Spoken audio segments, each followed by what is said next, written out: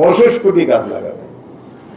তা আমি অনুরোধ করবো আপনি 25 কোটি গাছ লাগান, আমরা আসিয়ার পাশে ছোটন মিলে সিন্ডিকেট নির্মাণ করছে, এই গাছগুলো আগে রক্ষা করেন, তারও 25 কোটি লাগাই। পার্লামেন্টে সোচ্চার রাতের বেলা বসে ভাগ বটোয়ারা। বাংলাদেশের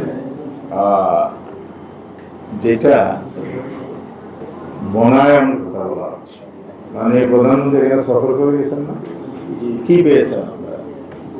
কুতুবদিয়ার মানুষ কি ট্যাক্স বেরিয়ে পেয়েছেন? কোনো ঘোষণা নেই, আওয়াজ নাই। করোনা বা যে কোনো ভাইরাসের এগেইনস্টে ফাইট মানি ব্যাকট্রলের লেফট রাইট। উনি একটা বৃক্ষরোপণ কর্মসূচি কোন জায়গায় বলছেন 25 কোটি গাছ লাগাবেন। তা আমি অনুরোধ করবো আপনি 25 কোটি গাছ লাগান, আমরা আসিয়ার পাশে।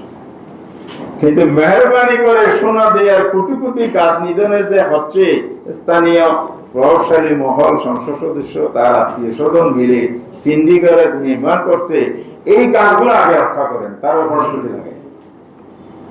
কারণ রাষ্ট্রীয় অর্থ ব্যয় করে গাছ লাগানো হয়েছে, পাহাড় দখল করা হয়েছে।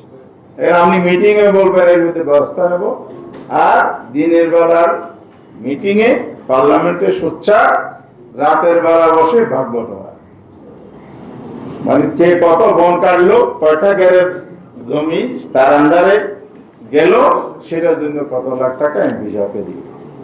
তো রাতের বেলা যদি আপনি এসব বন নিধন এবং সিন্ডিকেট নির্মাণের ভাগ বটোয়ারা করেন, আর দিনের বেলায় সংসদ আর উপজেলা বৈঠকে গিয়ে চিৎকার করেন, এই মুনাফিকি প্রতারণা।